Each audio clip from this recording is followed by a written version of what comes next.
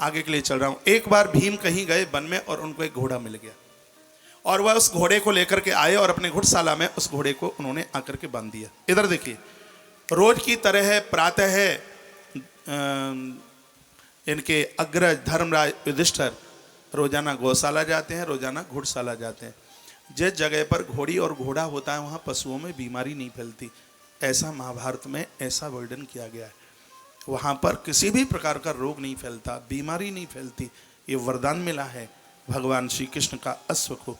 तो रोजाना युधिष्ठिर अश्वशाला में घुड़शाला में जाते थे। आज उनको वहाँ पर एक नया सा घोड़ा दिखाई दिया। पूछा, ये घोड़ा कहाँ से आया, अश्व कहाँ से आया? तो सेवाधारियों ने कहा कि राजकुमार भीम इसको कल रात्रि को कहीं से लेकर के आ गए हैं। युधिष्ठिर ने चारों तरफ से उस घोड़े को देखा और कहा कि इस घोड़े को मेरे दरबार में ला करके बांध दो। घोड़े को दरबार में ला करके बांधा गया। 4 ठाकुर निकले वहाँ से, वो बड़े शौकीन थे घोड़े के। उन्होंने घोड़े को देखा। एक ने कहा, राजा यदि हमसे 1000 मुद्रा ले तो हम दे देंगे और घोड़ा वो हमें दे दे। इतने में दूसरे ने कहा, राजा यदि 10,000 मुद्रे में भी यह घोड़ा देगा तो इसको मैं ले लूँगा। तीसरे ने कहा, राजा 40,000 मुद्रा भी लेगा तो मैं इस घोड़े की कीमत दे दूंगा। चौथे ने कहा, राजा जितना मांगे उतना पैसा दे दूंगा, ये राजा ये घोड़ा मुझे दे दे। बात बहुत गजब की है, जरूर सुनिएगा। ये आवाज़ युधिष्ठिर के कान तक पहुंच गई। युधिष्ठिर ने चारों को बुलाया, 4 ठाकुरों को बुलाया और कहा, तुम्हें घोड़ा चाहिए? कहा, हाँ बिल्कुल घोड़ा चाहिए। तो कहा, ये नोटों से नहीं मिलेगा, ये पैसों से नहीं मिलेगा, सिरा दे, ये पैसों से नहीं मिलेगा। मेरा कुछ प्रश्न है, इसका जवाब दे दो और ये घोड़ा लेते जाइए। पूछा, क्या प्रश्न है? राजा ने पहला प्रश्न किया। राजा ने कहा, प्रश्न ये है, मुझे आश्चर्य लगता है बताने में भी। प्रश्न ये है कि एक हाथी सुई के नीचे जहाँ धागा डाला जाता है, एक हाथी उस नाल में निकल गया पूरा का पूरा, लेकिन उसकी पूंछ पीछे से अटकी की अटकी रह गई। मुझे अचम्मा होता है, सुई की नाल में हाथी निकला और उसकी पूंछ अटकी रह गई। इसका जवाब दे दो और ये घोड़ा ले जाओ। तो उस पहले ठाकुर ने कहा, ऐसा तो नहीं हो सकता, जब इतना मोटा हाथी निकल गया पूंछ कैसे अटक जाएगी? युधिष्ठिर ने कहा, ये मैंने देखा है इसलिए मैंने पूछा, इसका जवाब दो, घोड़ा ले जाओ। कहा, हमसे इसका जवाब आता नहीं है। दूसरे का नंबर आया।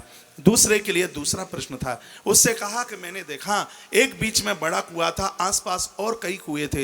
एक कुएं में बाढ़ आती है तो 10 कुएं भर जाते हैं, लेकिन 10 कुओं में बाढ़ आती है तो 10 मिलकर उस एक को नहीं भर पा रहे। इस प्रश्न का जवाब दे दो और ये घोड़ा लेते जाओ। दूसरे ने कहा, ये तो बड़ा कठिन है, जब एक कुआं 10 को भर देता है तो 10 एक को क्यों ना भर पाए? का भर ही तो नहीं पाता, इसलिए तो पूछा है। कहा, राजा इसका जवाब हमसे नहीं आता। तीसरे का नंबर आया। तीसरे के लिए नया प्रश्न था। उससे कहा, प्रश्न मेरा यह है कि तुमने अभी तक देखा होगा कि बछिया गाय का दूध पीती है, लेकिन मैंने देखा कि गैया बछिया को पी रही थी तो भी गैया भूखी की भूखी रही, उसका पेट नहीं भरा। इसका जवाब दे दो और घोड़ा ले जाओ। कहा, ऐसा कैसे हो जाएगा, गैया बछिया को कैसे पिएगी? युधिष्ठिर ने कहा, मैंने आज पीते देखा है, इसलिए तो मैंने पूछ लिया है तुमसे, इसका जवाब दे दो, घोड़ा ले जाओ। उससे जवाब आया नहीं। तब चौथे का नंबर आया।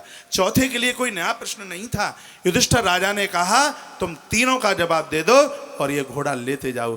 ठाकुर ने पूछा, एक बार आप दोहराएं, आपका प्रश्न क्या था? कहा, मेरा पहला प्रश्न ये था कि हाथी पूरा निकल गया और उसके पीछे से पूंछ अटकी की अटकी रह गई। तब जवाब दिया उस ठाकुर ने चौथे नंबर के ने कहा, राजन कलयुग आने वाला है, सावधान हो जाओ। और कलयुग का ये पहला दोष होगा, झूठ बोलने वाले हाथी की तरह निकल जाएंगे और सत्य बोलने वाले पूंछ की तरह अटके के अटके रह जाएंगे।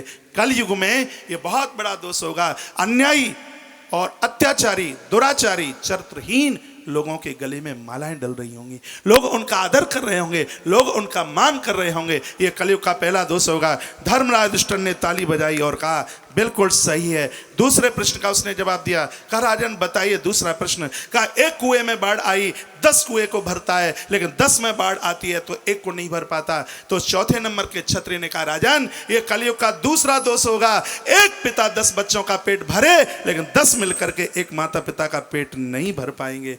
ये कलयुग का दूसरा दोष होगा। राजा ने दोनों हाथ उठा के कहा, जवाब बिल्कुल सही है। तीसरा प्रश्न ये था कि गैया बछिया को चौंक रही थी, पी रही थी, लेकिन बछिया का पेट नहीं उस गैया का पेट नहीं भरा। उस समय तो क्षत्रिय रो पड़ा और कहा, राजन स्थान छोड़ने की जरूरत है।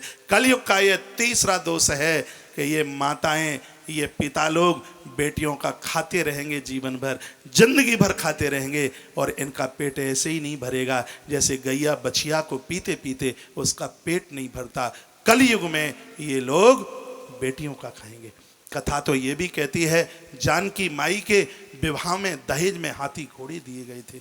हाथी घोड़े पहुंचे अयोध्या में, उनके सामने पानी रखा, वो पानी नहीं पीते। उनके सामने चारा डाला, वो चारा नहीं खाते। दशरथ राजा ने सूचना भिजवाई जनक राजा के यहाँ, कहा इन सब की मौत हो जाएगी, ये पानी नहीं पीते, ये चारा नहीं खाते। तब राजा जनक ने विचार किया, ओहो, जानकी का घर समझ करके इन्होंने अन्न पानी छोड़ दिया। भैया जब तक वो हाथी घोड़े जिंदे रहे, मिथिला से उनके लिए भोजन पानी की व्यवस्था रही। तो मैं निवेदन करना चाहूँगा, कलयुग के इन दोषों से सबको बचने की आवश्यकता है। युधिष्ठिर राजा ने कहा, तीसरा प्रश्न भी तुम्हारा सही है और ये घोड़ा लेते जाइए। क्षत्रिय ने कहा, मैं नहीं लूँगा, ये घोड़ा नहीं, ये तुम्हारे राज्य में कलयुग आ चुका है, ये कलयुग है, ये घोड़ा नहीं, ये कलयुग है। ये शब्द सुनते ही धर्मराज युधिष्ठिर ने 36 वर्ष अपना राज्य करके और उस गद्दी को छोड़ दिया। कलयुग का आगमन हुआ तो वो रहे नहीं। तो मैं ये निवेदन करना चाहूँगा, श्रीमद् भागवत की कथा कलयुग के इन दोषों से बचाने का काम कर